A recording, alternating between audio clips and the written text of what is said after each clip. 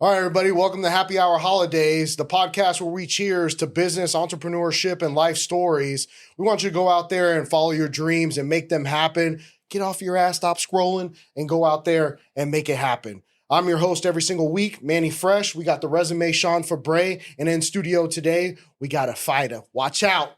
Whoop your ass. Stevie Morgan in the house, lightweight fighter. She got a big old fight coming on April 26th. We're excited about it. Everybody else is excited about it. What's up, Stevie? Thanks for coming. Thanks for having me. Yeah, I know. Great. Vince, obviously you guys know Vince, right? Mm-hmm. So, we really appreciate Youngest in the Yacht Club giving us Stevie. Vince Serrano. Vince Serrano. So, Stevie, tell us a little bit about, you're up. Like, I would say, we always start off in high school because, that's when we're really kind of getting into life. What kind of influenced you or, wanted you to be a fighter or, tell me a little bit about your story on how you got to this point from that point on. Or if it's earlier on, that's cool too. No, boxing came later, but I was always an athlete growing up in school, middle school and high school. I ran track, Nice. Played basketball. I played HEC for a year. So you're from Tampa? Yeah, born and raised here. Born and raised in Tampa, Florida. Same here. Oh yeah, went to Gaither High School. Gaither? We went to Sickles. Okay, we were rivals. Big rivals. They said that, but I'm like, I was never an alma mater kind of guy. I was kind of like same. whatever. But then Alonzo came along, and then because it was Gaither first, then Sickles, then Alonzo came along, and then Sickles and Alonzo. But I think overall it was always Gaither against Sickles. Yeah, Gaither and Sickles was always the biggest rival, I think, when I was there. What were you running in track and field? I ran early on, like middle school, and right when I started high school, it was 100 and 200. Then it turned to the 400. Oh shit! So like Sha'Carri Williams type shit, right? No, Were you fast? I was a good 400 runner for sure. Yeah. Yeah. So then So did that. Played basketball. Went to college for a year. I wasn't tall enough. Transitioned into boxing easy. I played the Tampa Breeze. Yeah. The lingerie football league. Yep. I know a couple, 2 girls on that team. You dated 2 girls on that too. I think it was Elise Zuckelman and Alexis Hayman. She had Hyman or Hammond. Alexis. She might have been after me. Yeah, Elise, I know. Yeah, Elise. Yeah, Shout out to Elise. Yeah. Yeah, that was a pretty cool concept. I mean, is it still going on right now? I believe so. Yeah. I'm not sure. I think it's way more organized than it was. We kind of like pioneered it. So was we made it all the physical mistakes. though? I mean, it was pads on, but it was just you had lingerie on. Yeah, we were hitting for real and no protection. So did you ever get injured doing that? No. Some teammates did, but I never did. Yeah. So then, where's your transition into fighting then? Wandered into a boxing gym. I had some friends that boxed, and wandered into a gym, and I like to compete, so wanted to do it as well. There was a little girl that was training in there. She was like, I don't know, probably 12 years old or so, and I was like, dang, I want to be like this little girl. So I fell in love with it then, and in and out of my life, boxing is a weird story for me, but finally ended up around Coach Moniette. Moniette, shout out to Moniette right here, man. Took me to another level. He didn't want to jump on the camera, but we'll get him again, man. Yeah. So he's the one he's fully training you as far as 100%. Oh, that's awesome, man. Yeah. That's great. I had an amateur coach. Moniette's been in and out, like he's been around my whole amateur career. But I had an amateur coach, John Casella. He kind of got me started, and if it wasn't for him, I probably would have never ran into Moniette. So, is there something that you like about fighting? Like getting anger, aggression out or something like that? I mean, I know you like competing. That's competing. Yeah. I don't know. You get to like hurt people and get away with it. And then you have to have, I guess you have to, what is it? You have to be licensed through the Professional Boxing Association, PBA, right? Is that what it is? Or is it PBR in order to fight professionally? Every state has you have to be licensed for sure. And every state has a different license. Did you ever get into scraps when you were in middle school or high school? I wish. You wish? Yeah. Now with knowing what you know? Yeah.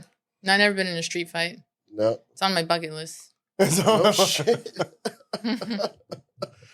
Well, so April 26th, you got a big fight coming out. Where is it at? So April 26th, we're fighting in Medellin, Colombia. Oh, shit. Against So this is not former even... 2-time world champion. So it's a big fight. a big step up. We'll be fighting for a WBC belt, not the world title, but at one of the regional belts. So it's a big fight. Damn. So how many people? So what's your record right now currently? I'm 15-2. 15-2. Damn. So you fought quite a few fights already. Yeah. What's been your toughest one so far? My toughest one was Amanda Serrano. Amanda Serrano? Yeah. She was tough. How long does it normally last, these fights? Because is it like 3 rounds or is it 5 rounds?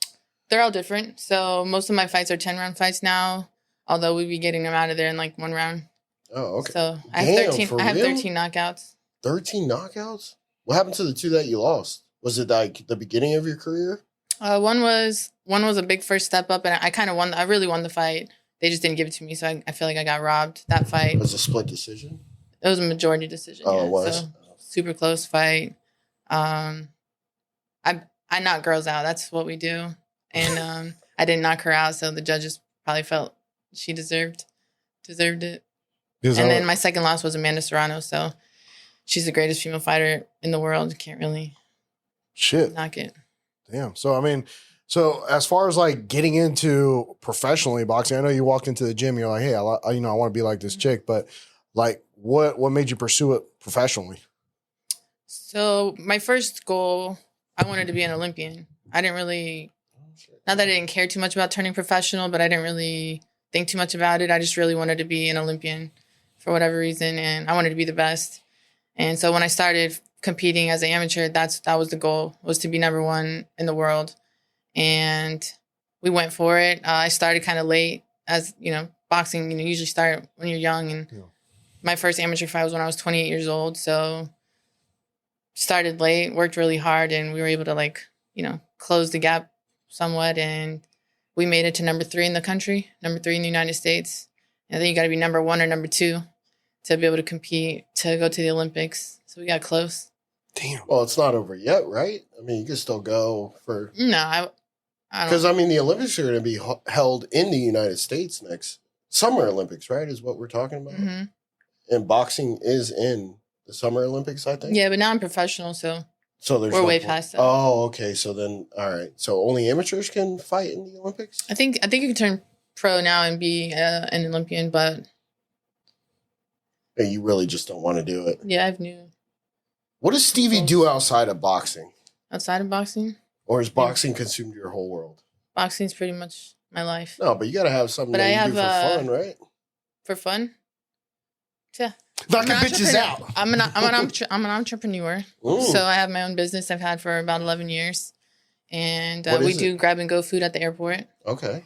Yep. So I have that going. And for Tampa boxing. TPA? Mm-hmm. Or TIA, I think is what it's called. Yep. Can you tell us a little bit about that? So I started as a meal delivery service. It was called Cater Me Fit, and I was the first meal delivery service in Tampa. I had 40 employees up until COVID hit. And when COVID hit, just had to shut it down. And when the airport reopened, we kept that side of the business going. And yeah. Was it kind of like, what's that place off of just north of Limeball that Johnny's mom used to work at? Oh, Dinner Done. Have you ever heard of Dinner Done? Yeah. So People walk in and make their dinner. And... Well, it's just they give you like a almost done meal and then you just take it home, you pop it into the oven. Is that kind of what it is? It was like? The meal delivery service was more for busy professionals and athletes that wanted to eat healthy. So we delivered your breakfast, lunch, and dinner right to your house. And then shut it down in 2020? Mm-hmm. Okay. Do you follow any sports other than boxing? I mean, women's basketball. Yeah? Yeah. All right. So great debate here. Caitlin Clark or Angel Reese? I'm a Caitlin Clark fan. Yeah. Me too. Yeah, shout out, right? Yeah. I mean, shit. So what do you think when Angel Reese says, yo, they're watching because of me too, but Caitlin Clark's putting up the numbers? I'm not going to get in the middle of that. No? No. So what does it take to be a boxer of your level? Like what kind of dedication? What are we talking about day in and day out? I think the most important thing is a good team and a good coach. So I would say that's like first and foremost, aside from the discipline and the hard work, definitely your team and who's teaching you everything. So number one, as far as the discipline and the hard work, like you have to work harder than everybody. all the time. It's an all day thing. It's 24 hours a day, 7 days a week, no days off. Like it's a constant grind. Can you take us through your daily routine then? So typical, especially in camp. So in camp, I mean, he'll tell you better than me, but let's say like wake up at 4:30 and run, come back, rest, eat. Run how far? It depends on the day, but 3 to 4 miles typically on a Monday through Friday. We do 10 on Saturdays. But so do that, go to the gym at 8:30, come back, rest, recover, go back at 2:30, come back, rest, recover, and back at it at 7. Holy shit. So what do you do for the mental aspect of it? Because, physical is one thing, but when it comes to mental, when you're talking about, hey, I want to be the best in the whole world, what do you do, or who's your mentor, or what else do you have that helps you with your mental game? Because, I feel like in sports, that's the number one thing. You can be as physical as you want, you can be as talented as you want, but if you don't have the mental game, you're going to fucking fall apart. Yeah, and like there's a lot of athletes that have mental coches. Yeah, there's such a thing, and I didn't know that was a thing until I did get into the level that we have. Moniette tells the truth all the time, and he always takes you through those mental reps. It's a lot in training too, like never like pushing yourself past where your body can go every day, no matter what, no matter how you feel, no matter if you're sick, we're still in there. If you have COVID, we're still in there. If something hurts, you're still in there. So like coming in the gym and giving yourself like 1,000% every day, no matter what, and just putting yourself through those mental reps all the time. Yeah. Yeah. And how does it get to the point where what was one of those inflection points where you're like, damn, man, like, can I be number one? Or was your mindset always, I don't give a shit? I never had a point where you're just like, maybe this is not for me. Or was it always, no, this is for me. This is what I'm going to do. Yeah, it was always, this is for me. So it's like, it doesn't matter. Maybe it's going to take 10 years. Yeah. Maybe it's going to take 20, maybe it'll take 2, but it's going to work out for me. Like there's no, and that's just with everything in our life. Like whatever you want to do, you can do it for sure. It's not like there's no plan B. So you just literally always had a killer mentality. I'm not going to fail. I'm always going to achieve what I set out to achieve. Yeah. And not just in boxing, that's in everything in life. Yeah. And what is the driving factor behind that? I mean, did you, I guess, have a hard childhood or something like that, or? I mean, everybody has a story, right? Yeah. We want to know your story. Just typical dysfunction. Like, I don't know. It's not really, I don't say that it motivates me at all. I don't think if that makes sense. But it built up some anger, maybe? Well, maybe not anger, motivation, driving factor, wanting to succeed at something that because it seems like you never doubted yourself that you can be a champion, which is what champions are made of, right? Yep, definitely. We always aim, ever since, even as an amateur, it was always, we're training for the number one girl in the world. And even now we're training for the number one girl in the world, and we go for perfection, and what's get close, You might not reach it, but you're going to get close. So I don't know. We never really knew we never really know like how far we're going to go in this or where you're going to end up, but it's like the journey that are in love with, right? Yeah, they say shoot for the stars shoot for the moon because fall in the stars. You'll still end up in the stars. Yeah. How did you end up on the lingerie football? Like, how was that like transition? Because I know you started off like right when it started. So how did that whole organization kind of start, and how did you get involved in it? Same thing. I'm just competitive. I overheard some people talking about it, and I was like, "There's women's tackle football. Like, I want to do that." And found out who I needed to talk to, how to try out, and yeah. What was the pay like? It was crappy. It was like $50 a game. Are you shitting me? Mm-mm. Damn, it was like a professional cheerleader, like. But weren't they selling tickets at like $25 or something per person inside? It was in Emily Arena, wasn't it? I mean, what would they get packed? Yeah, it was sold out. Yeah, and we didn't get paid. $50 a game. I think now the girls have contracts. Yeah, I think it's a little better. So they didn't even at the start. None whatsoever. No. And then, I'm assuming as a professional boxer, you have contracts. Do you have an agent? My manager and trainer. Manager and trainer, yeah. So boxing's a little bit different from, say, football or soccer, hockey, basketball, I'm assuming. Probably. I don't know. Like some fighters have agents, I'm sure, or promoters and different managers and stuff. I just got lucky and have them all in one. So then when you fly out to Colombia and you're about to box in Medellin, are you doing anything in Colombia? Are you sightseeing? Are you having a good time? Or are you just like 100% focused? Nothing could deter you and you're just in the hotel room waiting for the fight? Yeah, we travel all over the world, but we don't really see everything because when you're going for a fight, you have, I wouldn't say butterflies, but, you're focused on the fight. So to do anything before the fight is never going to happen. And then we just go handle business and leave. So, yeah. So sightseeing going on. Does this sound like a job then? It's like a job almost, unless you I'm really a professional. like it. It's my job for sure. Yeah, absolutely. I guess another question here is, where's the coolest place that you've been to? Coolest place I've been to. Dang. She's like, I can't really remember because all I was worried about is knocking the person. Yeah, I know. I know. That's really when I what talk to it is. Stevie, I feel like Stevie's so focused that, it's just like there's nothing else. I don't know the coolest place. Or, like some place that you enjoyed. I mean, I know you really don't get to sightsee or anything because you're just focused on ripping somebody's head off. But at the same time, there's got to be something memorable. Is this like Colombia's pretty cool. Yeah. I've been there. We've been there a couple times and food's good. Yeah. Well, when it comes to the boxing aspect of it and the professional tour, I mean, how many places are you traveling? It's all over the world, or is it just on the United States? Oh no, we fight in the United States, all over the world. For sparring, we travel all over the world. So, we're all over. Now, as far as like, do you have a lot of like sponsors or something to kind of keep the cost going when you're going to all these different places? Because I mean, it's costly, and I mean, what are we talking about when you win a bout or when you fight in a bout? Like, how much money are you making over here? Or what are the purses like?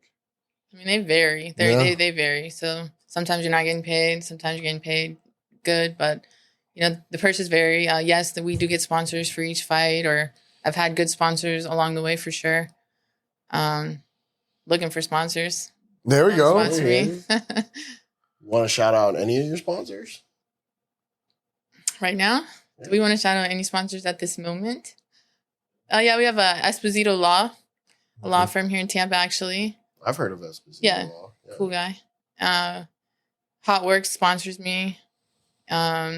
College Hunks, Hauling Junk. Oh, fuck. Yeah. Yeah, Roman and Omar, they've been helping me out since I turned pro. So, yeah. How do you go about, like, do they reach out to you or do you reach out to them? Do you have a team that is actively searching for sponsors for you, or how does that work? Sometimes they reach out luckily I've met in the business community. I've come across a lot of people and was able to network. Have a team that helps me out too. So it's kind of a team effort. What would you say is probably the biggest obstacle an up-and-coming fighter as a female has to face if they want to be at the level that you want to be? The biggest obstacle for a woman, I would say, is the pay. It is? Yeah, because we have to do all the same things the men have to do. We still have to train 3 times a day to be on this level, right? So to be on this level takes 100% dedication. Like, there is nothing else you can do. And we just, at least men are getting paid for it so they can afford to live that life. And as a woman, it's just not. So what would you say? So then do you have to like take other jobs as well when you're up and coming in order to be I mean, a lot of women are entrepreneurs. A lot of fighters have jobs. But that will also hinder you from making it to the level. Because you can't like afford enough time to just... Yeah. So commit to it for what sounds like 16 hours a day. Exactly. It's your life. So there is no time for a job. How'd you overcome that? I've had my own business, and probably the biggest reason that I started the business was because I learned when I was playing basketball, I was only able to come in and train one time, and I had to go leave for a job. And the coach was like, the girls are saying, oh, they're coming back for their second and third training session of the day. And I'm like, dang, what if I could train 3 times a day?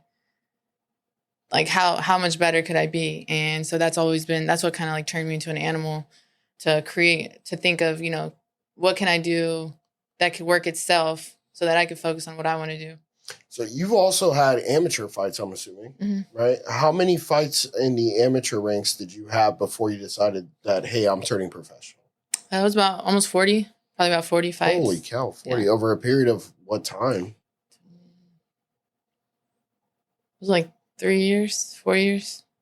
What's the recovery period like? I'm assuming they didn't hurt you then, because if you had that many fights. Shoot, amateur, you're just go all the time. You could fight every week. A lot of the tournaments that were in there, 5-day tournaments, that you're making weight and fighting multiple times in back to back to back. You ever been knocked out? No. No? Mm-mm. Damn, so you knocked out. So your amateur record, what's your amateur record? It was like 40-8, something like that. Holy cow. Never been knocked out either. Now, have you ever seen stars?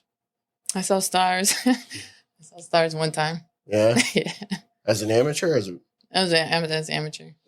What made you choose boxing instead of like UFC fighting? Oh, that's a good question.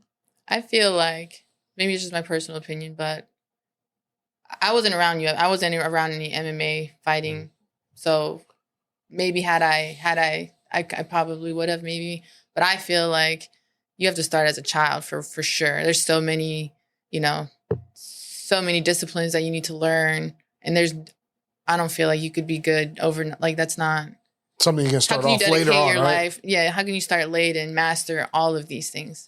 You can maybe master one, but 5 or 6, I'm not sure. Who do you look up to as far as like an athlete when you were younger and you decided to become a boxer?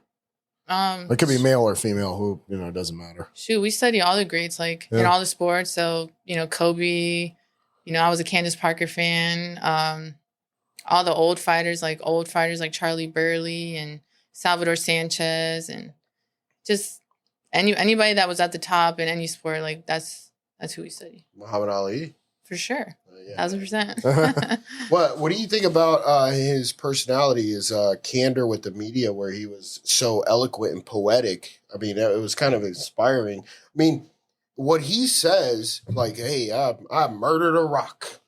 I've paralyzed the stone. Man, I'm so quick. Or no, I'm so sick. I don't know what he says, but I make medicine sick. And I'm like, bro, this guy could talk. He was so charismatic. And he was a great talker. And he was able to sell himself because, I mean, he lost fights. A lot of people don't know that. At least our generation, the older people watched it. But they didn't realize that Muhammad Ali didn't win every fight. And he's been knocked out too. But his ability to brand himself to be so eloquent and poetic is the reason why he rise through the ranks, because people wanted to hear him talk.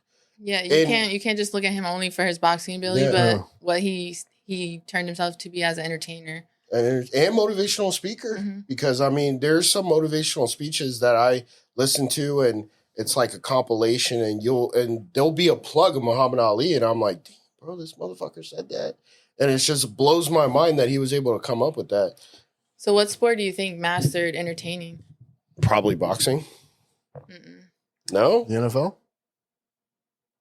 WWE? Oh, yeah, there you go. WWE. So if you see Muhammad Ali, that's who he studied. Wrestlers. They've mastered it, right? Yeah, for me, I really like Mike Tyson. I just liked how he was just fucking didn't give a shit. I don't know how much coke he was on sometimes, but motherfucker, I just liked his kill mentality. And that's what I feel like I see in you, Stevie. It's just when you look at you, you're like, dude, I'm not here to fuck around. I'm just here to knock your head off. And that's what you need to be a fucking boxer. There's no fear. There's just pretty much, hey, I'm coming in. I'm going to win. There's nothing about it, Yeah, there's you spar with men? I do. Yeah. You've knocked out some men too. I have. Yeah. No, we get, unfortunately, there's not many women who box, and then there's not many that box on a high level. So getting women sparring is hard. So we have to spar men. But in the same weight class, I'm assuming. It's not like you're going above your weight class. With men? Yeah. No. We'll spar anybody, though. Oh, really? Mm-hmm. Holy cow. All right, guys. When we get back with Happy Hour Holidays, we'll continue the story with Stevie over here. And, like, comment, and subscribe. And we appreciate all the fans out there. We'll be right back. Welcome back to Happy Hour Holidays. Manny had to step out of the office. Life happens. And now, as guest host, we got Moniette of Moniette Boxing. All right. And this guy has been boxing fighting and boxing since he was 6 years old. And how old are you now? 41 now. 41 here. Yeah. 41. So shit, man, that's a long time. And I wonder, how did you meet Stevie? Because you are her trainer and her coach, manager, and friend, I'm assuming.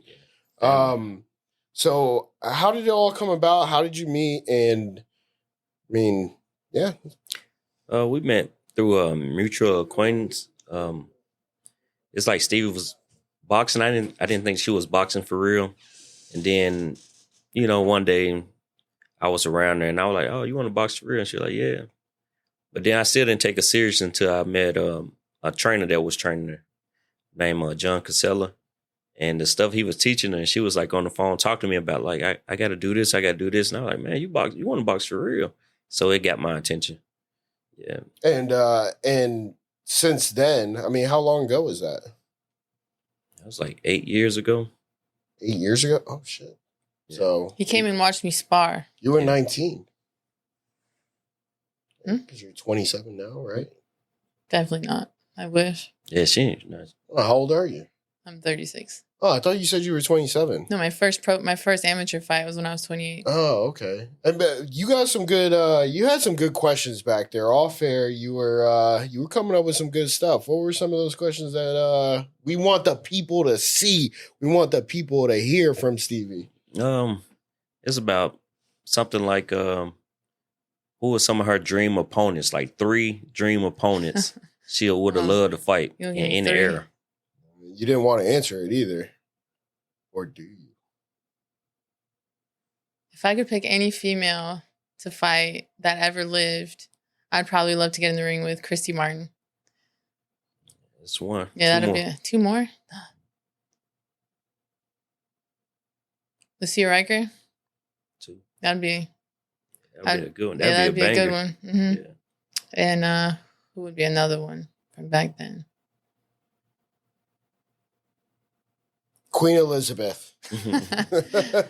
I'd get her out of there in 1 for sure. Yeah, in 1. How about in like 10 Sorry, seconds? the queen. I mean, well, she's dead now, but Yeah. I mean, if I could fight anybody, it probably would be, and just to see, is Genghis Khan. But I would need a sword or a gun, and he'd have to be no weapons. What about you?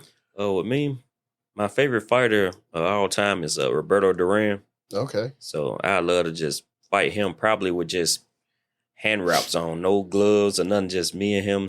Yeah. Yeah, I like to go all the way back, old school, bare knuckle almost. And I know we were talking a little bit off air also about celebrity. I know you don't want to answer that question. That you would like to meet, celebrity you would like to meet. I had to think about that one. What about you? I would love to meet Sugar Ray Robinson. He died. Non-boxer, non-fighter. See, Non-fighter. that's all we do is boxing. I know, I get it. So it's hard to ask other questions. Yeah. Yeah, I don't know. Probably, I would have loved to meet Malcolm X. Malcolm X, okay. I like Malcolm it. X. I would Historical figure. Yeah. I'd like to meet probably Julius Caesar. Julius Caesar. Yeah. I mean, the guy dominated all of Europe. It was wild. But let me stand back here. I mean, you got some good fighting questions for her. Yeah. What's your top 3 favorite female fighters of all time? Top 3 favorite. Lucia Riker for sure. I mean, Christy Martin. yeah, Christy Martin's Yeah. a favorite. I liked watching Ann Wolfe knock everybody out. You're gonna name yourself, right? People that are alive right now. Yeah, it don't matter. Yeah, am my it could be you. favorite fighter. Or you could name yourself I'm my too. favorite fighter for sure. There you go. Yeah. And he said that you had 5 belts. Mm-hmm. What were they? So I was a UBO world champion, WBF world champion, ABF world champion, WBN world champion. What's the other one? I think I defended it. I had like an intercontinental belt, won, and then got the world. So that would be 5. So then are you just fighting light heavyweight throughout all those belt victories, right? Not light heavyweight. Or I'm sorry, Lightweight. lightweight. Yeah. Lightweight throughout all those. Mhm. So have you ever moved up or down a weight class? Nope, I fight at 135. Yeah. I would. I'll fight anybody. I could go out. I can go up. I can go down. Is there a reason why you wouldn't?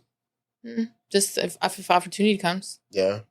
And in terms of opportunities, because we were talking about this, there isn't much for women in terms of the pay disparity. And what are we talking about here? You said you fought for free sometimes as a professional. Yeah, I mean, sometimes we have to pay for fights. What? Yeah, that's just how boxing is. Pay to enter?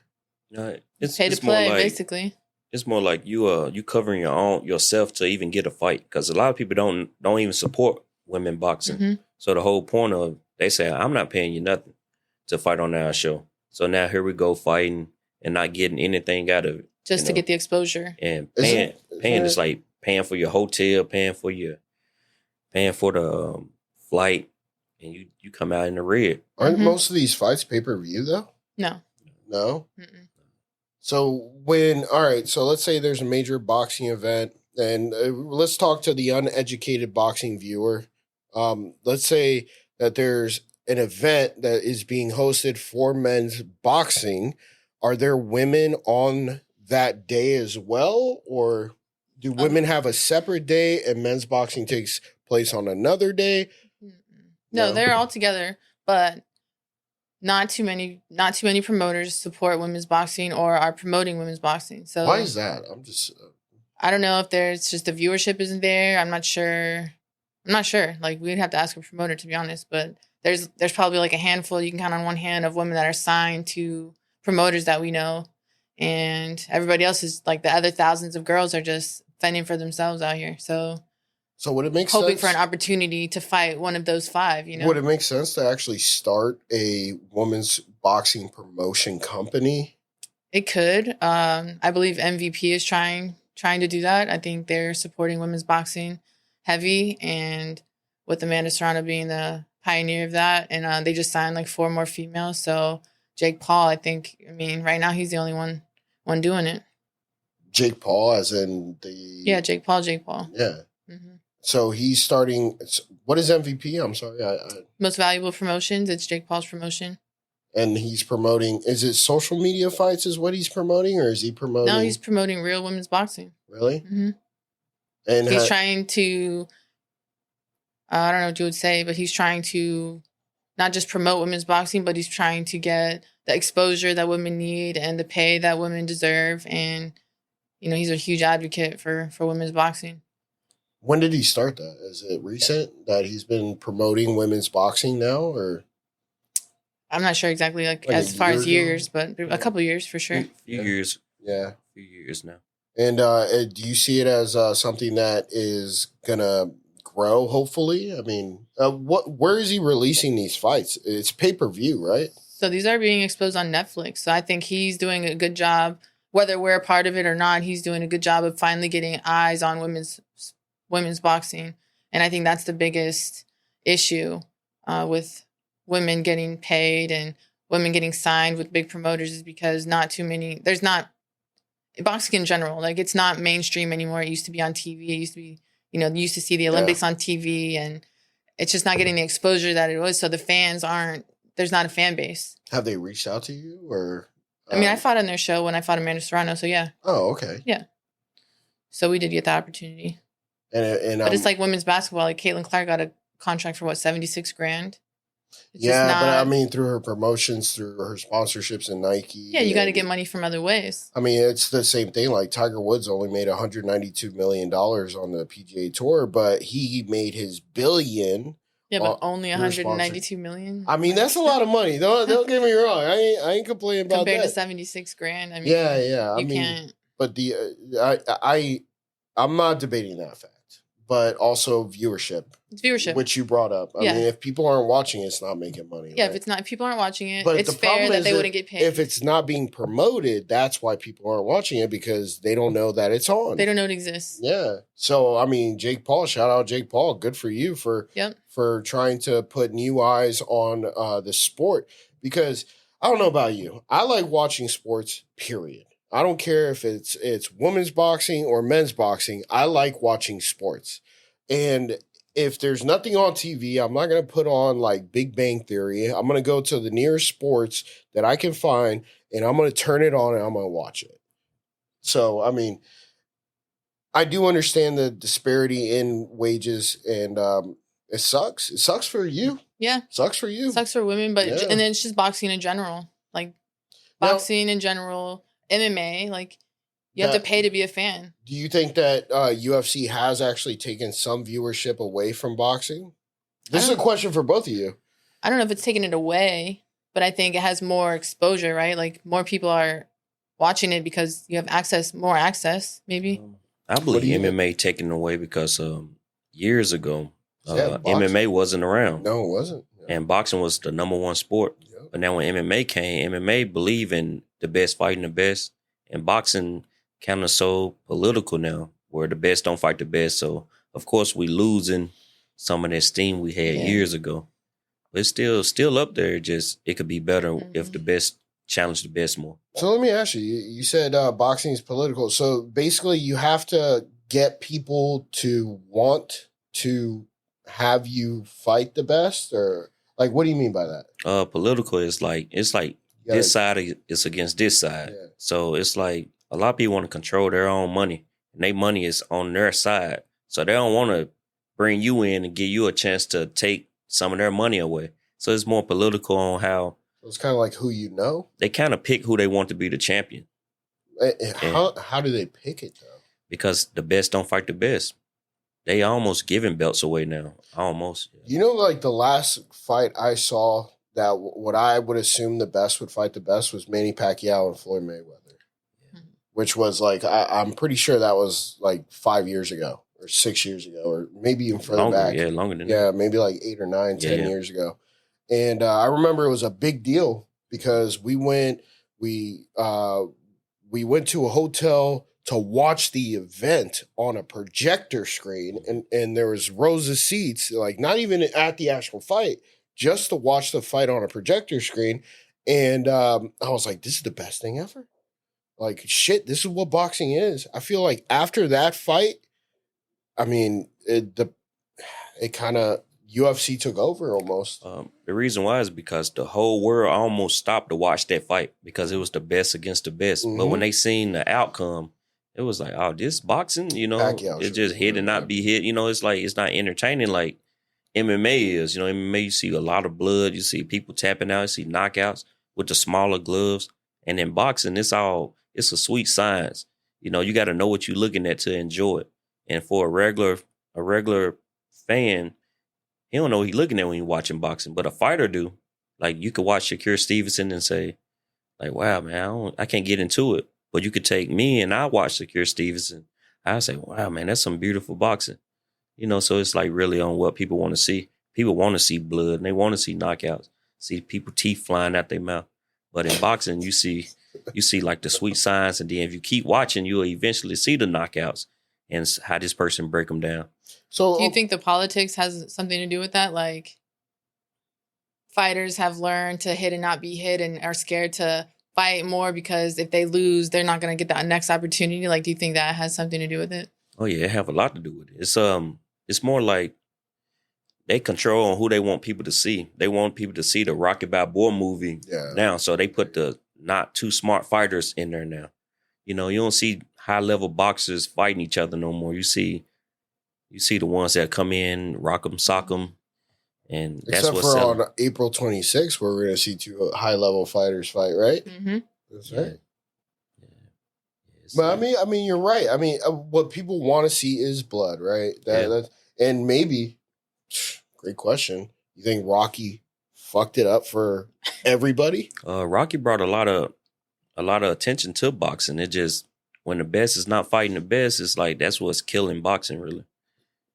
And that's why he made me, he instilled in me is like, to be a successful fighter in general, like, of course you have to win, but to make people want to see you have to knock these girls out.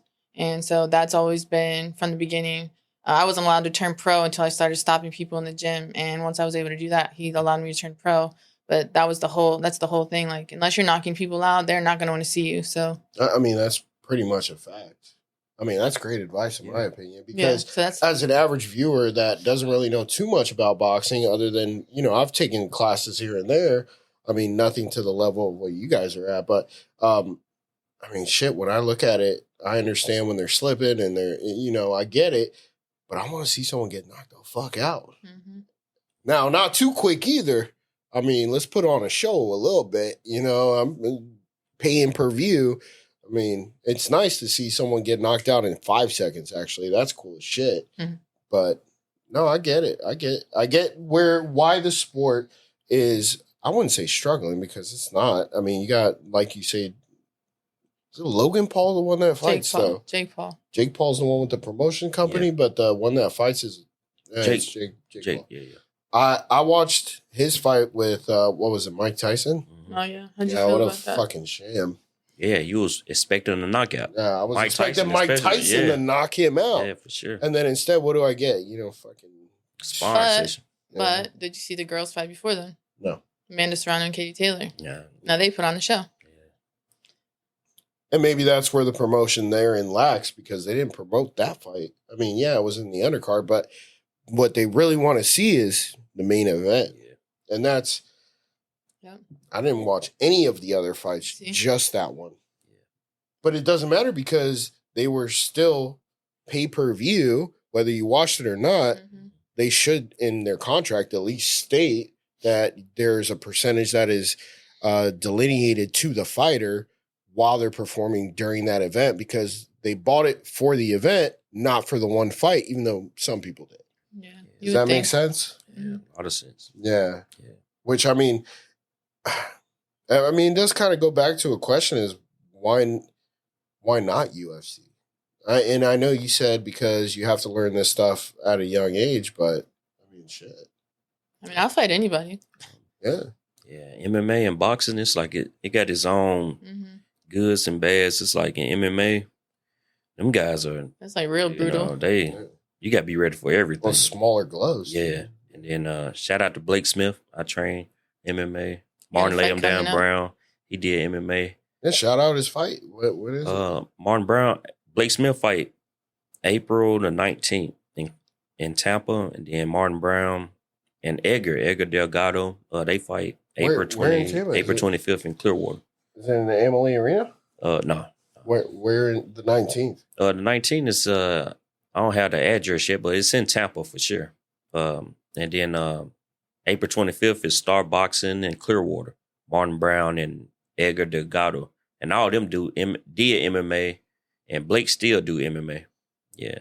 I went to a couple MMA events. One in Orlando, actually, where Vince was supposed to fight, but I guess his opponent backed out or whatever it was. And I haven't been able to see him fight in person, but I mean, I didn't realize there was this many events going on in this area. I mean, like it's happening multiple times a month. Yeah. I mean, there goes the promotion, right? Because they're not promoting it. Maybe they're promoting it through social media, but I'm not seeing it. Yeah. They're not promoting it on TV. I'm not seeing it. I mean, and most of those events that you're talking about, the fighters are fighting for free, right? No. No? Yeah. Oh, they're getting paid. Yeah, they getting paid. Oh, yeah, shit. for sure. It's just the whole point. It's not pay-per-view, so regular people don't know about it. Mhm. You kind of got to be involved in the sports to keep up with what's going on in your area. So then do you see a lot of the same audience members show up to the same fights, maybe also the same? So essentially it's the whole community coming in, buying the tickets, and probably showing up to support the fighters. Yeah. Right? Every fighter got his own fan base, so they able to get tickets out and get their people in there, and then the promotion got his own fan base, and different fighters just bring different crowds. And is it from like different parts of the country? It's not like everybody just from Tampa. It's probably some other people from different parts of the country also fighting. Yeah, for sure. People from New York, people come in from Canada, Oh, fuck. Florida, all over. Yeah.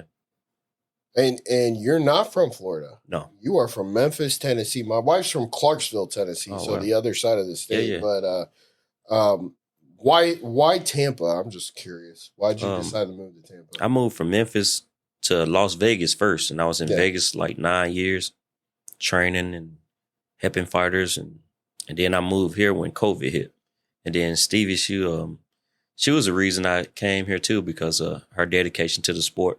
And I told her, I said, I said, the only way you're going to really make it, I said, I got to kind of be around you too. So that's how that happened. So I came when COVID hit, and we hit the ground running.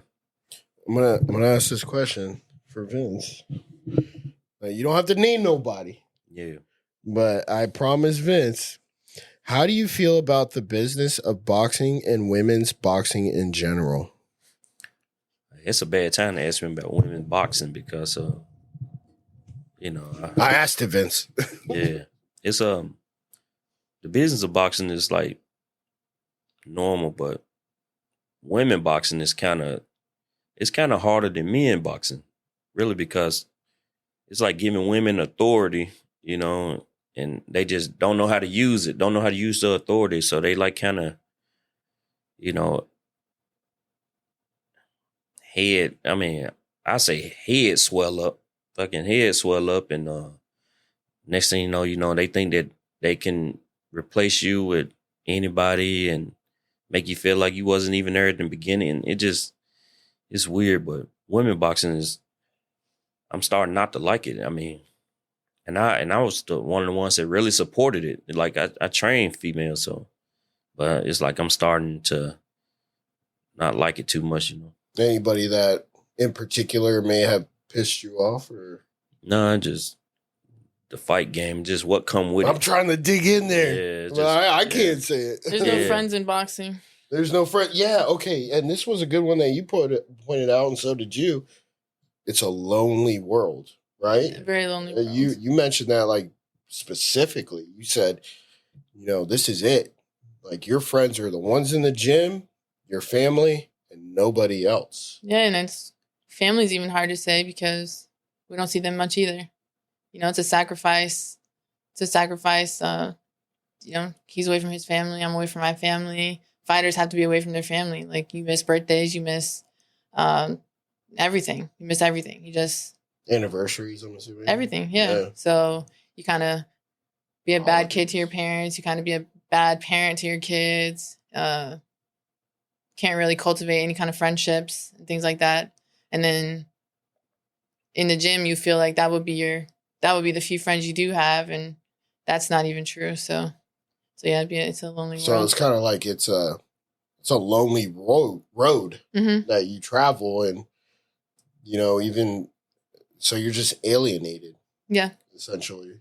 But what people don't realize is that is what's necessary, definitely, in order to succeed, because relationships are our job. I don't care what anybody says. Relationships are a motherfucking job. All right. You're spending this much time on your relationship. That means you're not spending this much time on your goal, your dream, and your parents may not understand. Your friends may not understand, but it's not their fucking purpose to understand. It is your purpose to understand what you want. You don't need validation from anybody as long as you are on the road that you chose to be on. Yeah. So people that are not in our world, they'll say, oh, well, you need to figure out balance and, you know, this, and you need to make time for everything. Fuck that. So I don't know who said it. It was a Tim Grover. Somebody, like, balance is an illusion. Like balance, you know, you add more things to your plate rather than focus on one thing. So balance is crap, you know? And I mean, that's how we feel. Well, the fact of the matter is, let's put it this way. You can't expect people that have never achieved what you're trying to achieve to understand what you're doing. And you can never ask for validation from those people because you're going to be somewhere where they've never been. Yeah. And they don't understand the journey. Especially in this sport. Like maybe football players can go It's not just a sport. It's in life. It's in business. Yeah, it's for sure. Yeah. But especially in boxing. Like boxing is one of those very unforgiving sports. Like if you take a break one day, one moment, like maybe football has teammates, or basketball has teammates, you know, like maybe they can afford to go hang out one night, or they might go drink something or go take a vacation, right? Boxing, we can't afford those things. We can't have one off day because our life is on the line when we get in there. Yeah. And you might go hang out with somebody and you can literally die. Yeah. So it's not like, that's a fact. It's not like a guess. Mm-hmm. And that's just the sport that we're in. So there is no fun. There is no hanging out. There is no smoking. There's no drinking. There is no extracurricular activities. Like ever since I've never been on vacation, like there's no breaks because the moment that you do, something bad could look like, like something bad could happen. The moment that you do, somebody is out there working. Somebody's working harder than you. Yeah.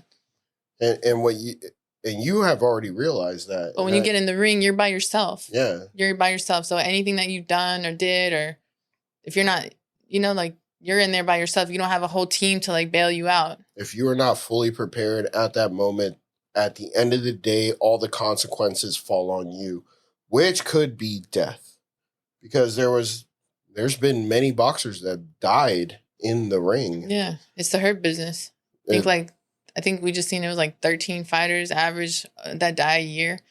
We don't hear about them all. So it's like, yeah. That's the truth about boxing. Yeah. A lot of people don't talk about it because it'll detour a lot of kids from wanting to do it.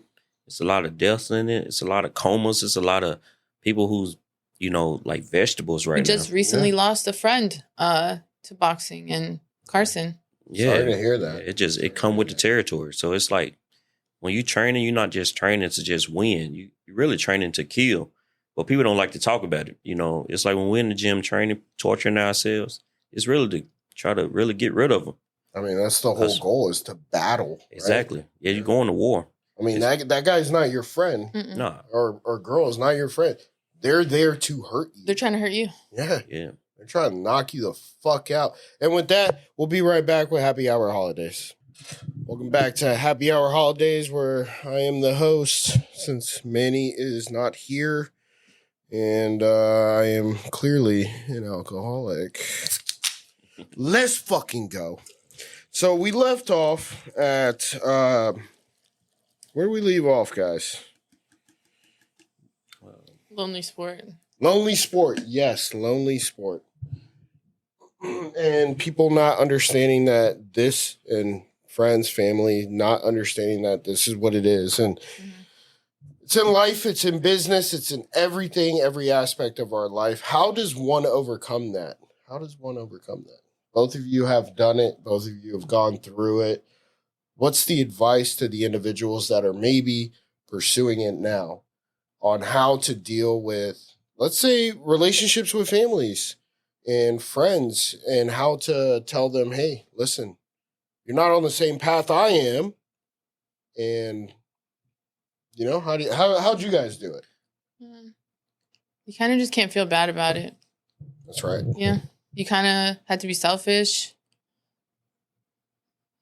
but in a good way, if that makes sense. Like, it is, you got to be selfish, and people are going to try to pull at you and not understand, and you just can't feel bad, even though you will sometimes. Sometimes we feel bad, but at the end of the day, they're not paying your bills. Yeah. They're not paying the bills, and not even money. It's a personal thing, and this is my path, and this is what I'm trying to do.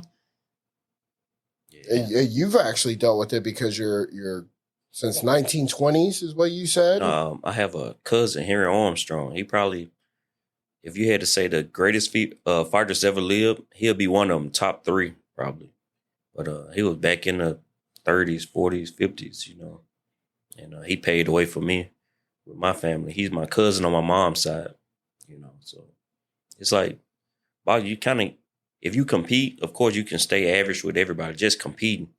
But if you want to win, you got to be selfish to winning, because winning is selfish, They don't care how hard you train, you still got to. I want to say that again. Winning is selfish? Yeah, winning is selfish. Winning does not care. They don't care about nobody. Oh, you mean, oh, shit. Oh, fuck. Yeah, so it's like. That's philosophical right there. Yeah. So it's more like you got to put in the time. You got to take time away from family and friends and hanging out and all that, just so you can win. And sometimes winning still don't give it to you. You get in a fight, still might not get your hand raised.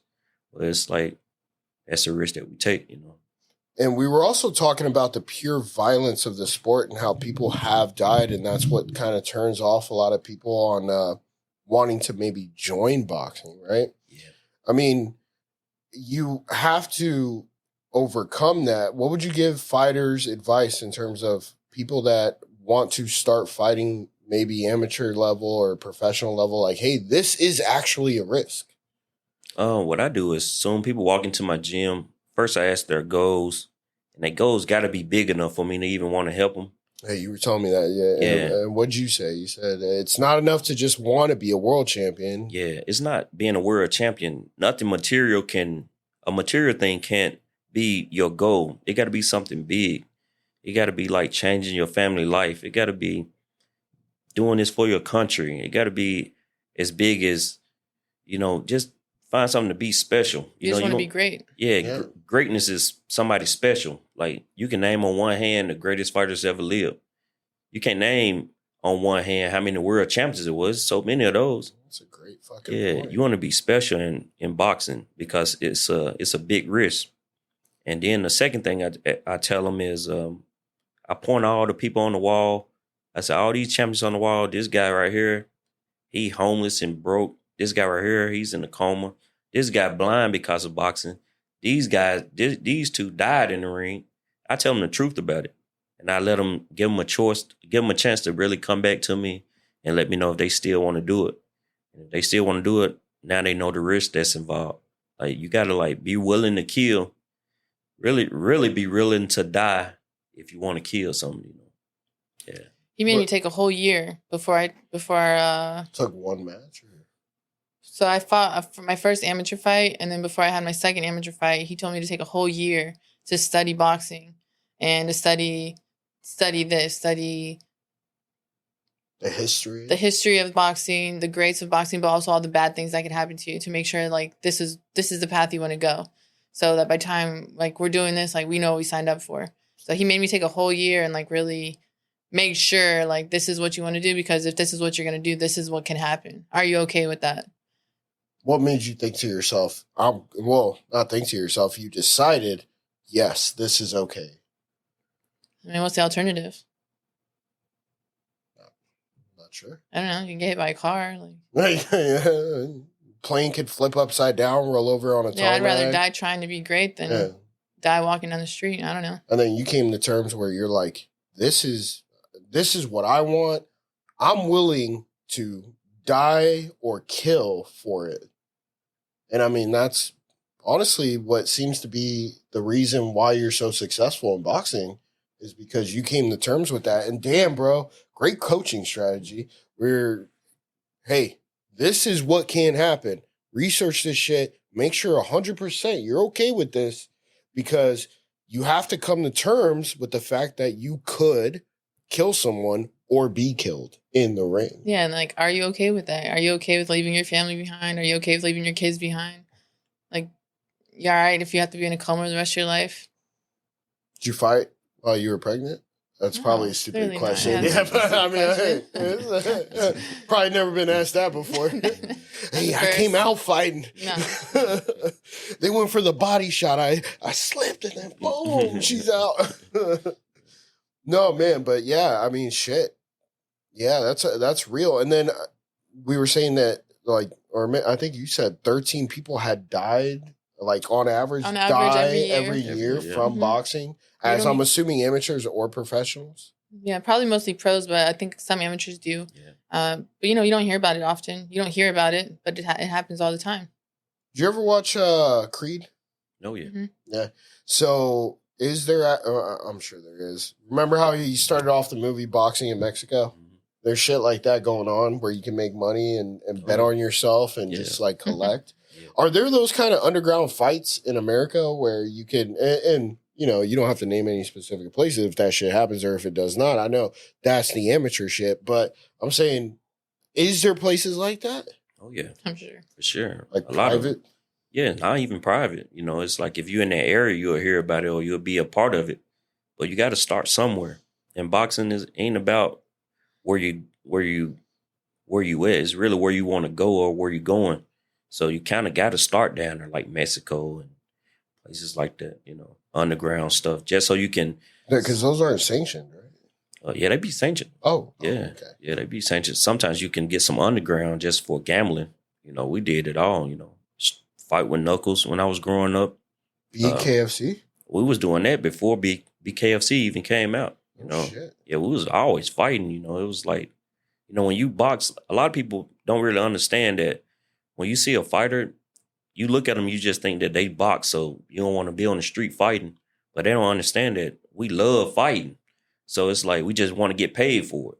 But we'd rather fight anywhere. You know, fighting is fighting. You know, so if you love it, you love it. But it don't matter what it is, you know. What's it about fighting you like? I grew up and it's in my blood. Like, Oh, I get it. Yeah. But like you specifically, what is it about fighting that you like? I just like to hurt. I like to crush motherfuckers. You know? There I you like go. to break their shit. You know, like even in the corner, like coaching, I like pain. You know, I like to make this guy, you know, because it's personal to me. You know, it's personal, and you know, like you know how you'll say somebody keeping you a hater out here, or Yeah. somebody don't want to see you make it, or this person stab you in the back. I believe when that you get in the ring with your opponent, he did it. You know, he the one. He trying to put you back in that situation. Sure, you're taking everything that happened in Yeah, your it's life personal. and then just pointing it straight at that Right at him. person. Yeah, it's personal because he in the way of your dreams and your goals. So I say we get through him and we go to the next. Keep Like it Teddy going. Atlas said it right. Like life isn't fair or hasn't been fair. Maybe for a lot of fighters, and you say on any given night you can get in the ring and make life fair. So it's like you kind of like take it out on your opponent, stuff that happened to you in your life or people that did you wrong, or I don't know. You kind of get even. It's like the fuel right there. Mm-hmm. Yeah. Even though that person had nothing to do with it, Mm-hmm. but that's the motivating factor in wanting to knock the fuck out of somebody out right in front of you. Yeah, it's personal. So you got people these days that they don't have that mentality. They don't have the mentality of this dude really want to hurt you. And they're like, no, he's just boxing. Nah, he really want to hurt you. Who don't want to catch a body? Everybody want to kill some, but when you hear the top fighters talk about it, they kind of bash them and say, oh no, you don't want to talk like that. You don't want to do that. But it's like, it's the truth. This guy really want to hurt you. Why you think he training? Why you think he got 2 months of training just for you? He ain't in there just to get his hand raised. This guy want to make a name for himself and feed his family.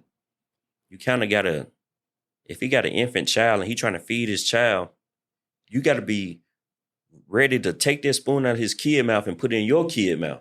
Somebody going to eat and somebody ain't going to eat. And who would you rather eat, your child or her child?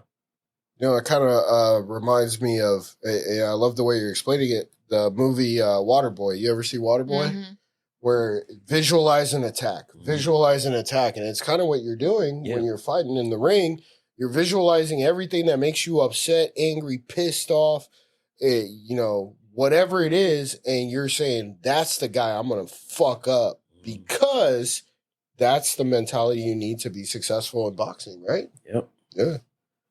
And then all the other stuff that comes with boxing, like the discipline, it gives you a regimen, keeps you in line, Were either You're always- one of you in the military? No. No. Oh. No. You said for country, so I didn't know. Yeah, a lot of people, like when you're fighting against somebody from Cuba or Philippines, you see how they live, the country, it'd be kind of hard, like real hard. And this they trying to change their family life. And you in front of them, and you've been partying all week. You've been taking days off. This dude gonna kill you because he'll kill him, You'll kill for your family. And that's what we'll do in the ring. We'll kill for our family. I mean, both of y'all are killers, it sounds like. Not sounds like. Proven. Proven. Yeah, Because, you said you were world rank number 3 in the United States, but they won't give a title shot unless you're number 2. No, like to qualify for the Olympics is like a whole. Oh, yeah. For it's the a whole Olympics. thing. Yeah, that was amateur. I started a little late, and for starting late, we still made it up there. So, that was pretty cool. So then, on April 26th, that fight is for a belt? Mm-hmm. Yeah? Yep. Lightweight belt. Lightweight. It's a WBC regional belt. What's the difference between the belts? Because I always see some people walking out with like 4 or 5 belts. Is it just like, which just one have is them the one all. that you want, though? Which is the one that world champ, right? Mm-hmm. Is that what it's called? Yeah, there's 4. So or 5, but there's 4 sanctioning bodies that everybody has. So when you see people with all the belts, it's because they have them all. They've accumulated them all. Did you ever lose a belt? Title defense? I did. Just once? Mm-hmm. To Amanda Serrano? No, it was my 9th fight. You've only lost 2, though. right? I forget the. And I really won, just they didn't give it to me. Oh yeah, the majority decision. Yeah, that's right. Yeah, that's gotta hurt. Mm-hmm. Pisses you off. So on. Actually, this Saturday, I know this is going to be released after the fight that she's taking this Saturday. She also has another one, April 26th. This Saturday. Tell us about that one real quick. So we have a Who are short you notice fighting? fight. Julia Castellani, I believe, is the name. What's her ranking? She's 72, something like that. So it's not even fair. Another victim. You're like going to destroy her. That's the plan. Well, I mean, we're gonna go get some sparring for our next fight.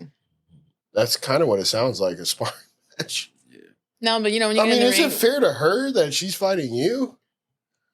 I mean, they called us, so they Yeah. feel like they can beat us. They called us. So Vince was telling me that there's A players and B players, and usually the A player will get set up with a B player. So she was probably the A player at the time, set up with a B player, and then you come in and you're gonna absolutely destroy her. And now you are the A player, and now she's the B player, which means that she's gonna get rocked, Yeah, right? she don't know. We know, but she don't know. It's Yeah, like she thinks she can beat us. She wouldn't get in the ring. Like it's when you get in the ring, it's 50-50. Yeah. So she believes she's not taking Not this with fight. Stevie. Come on. She's not taking this fight because she thinks she's gonna lose. She's taking this fight because she believes she can win. Do you think she's taking it just because she wants to fight and needs a paycheck? Because I'm assuming you guys are getting paid to do it, right? Yeah, but for women, it's not life changing. I know So it's not if you life-changing. see a woman in any professional sport, it's because they love it. That they signed up for it, not for the money, and that's a dangerous fighter. Oh shit! Mm-hmm. Actually, So I every didn't woman think fight about is hard because we're not doing it for the money. that. So I know you guys don't have too much time left here, but I want to do what we do at the end of every episode is that we ask each of our guests to give their last words, their final words, words of encouragement for our audience members that can be helpful to their daily lives, whether it could be about boxing, it could be about entrepreneurship, it could be about anything that you guys want to do, just whatever you want to give to the audience members out there. Let's start with Moniette. For people that want to be a boxer and want to be a champion, want to be something special, just know you gotta give it all you got. You can't take no days off because this sport right here don't love nobody. Boxing don't love nobody. So you just do what you got to do and try to get out of it in time. Reach your goal, let it go, and go do something else because this sport different. So How can they reach you? Because you are a GM, right? And also a trainer. How can they reach you if you want to share your information on how they people that because it sounds like you only deal with serious boxers, so yeah. not all you guys out there, okay? Just the ones that are ready to fight. We got a website, Flowers Boxing Lab. I got Instagram, Moniette Boxing, Moniette_boxing, and How do you spell that name? MONYETTE Yep. _boxing. You can find me on IG, and I answer everything. So they send me a DM, and we set something up, see what they got. And you also have trainers under you as well, right? I got trainers that help me out, and not under me. I look at everybody the same, so we all work together. We all a unit. Colleagues. Yeah, yeah. There you go. Yeah. And then Stevie. There's going to be some powerful words here, I know. Thanks. She's in so boxing, enthusiastic, in boxing, guys. we say plan B is to, there's plan A, and then plan B is always to make plan A work. So basically there's no plan B, right? And that's how we do. I would say that's like in everything in life. Like, don't take no for an answer. Don't let anybody like deter you from what you think you can do, because not everybody thinks like you. So, like we were talking about in the beginning of the podcast. Yeah. But yeah, don't take no for an answer. Like, don't have any plan Bs. Like, just go after what you want. Make sure you get a good team around you. Get somebody around you that'll tell you the truth. And yeah. Wow, she is filled with a lot of words. I'm just kidding. Hey, bro, thank you for coming on. Appreciate it. Thank you for coming on. And this has been another episode of Happy Hour Holidays. Like, comment, and subscribe. Follow. Oh, how can they reach you on your socials? Stevie Morgan _boxing. Okay, boom. Instagram. And then you already said yours. And once again, Happy Hour Holidays on all platforms, all fucking streaming shit. My brother usually does this part. And yeah, see you later.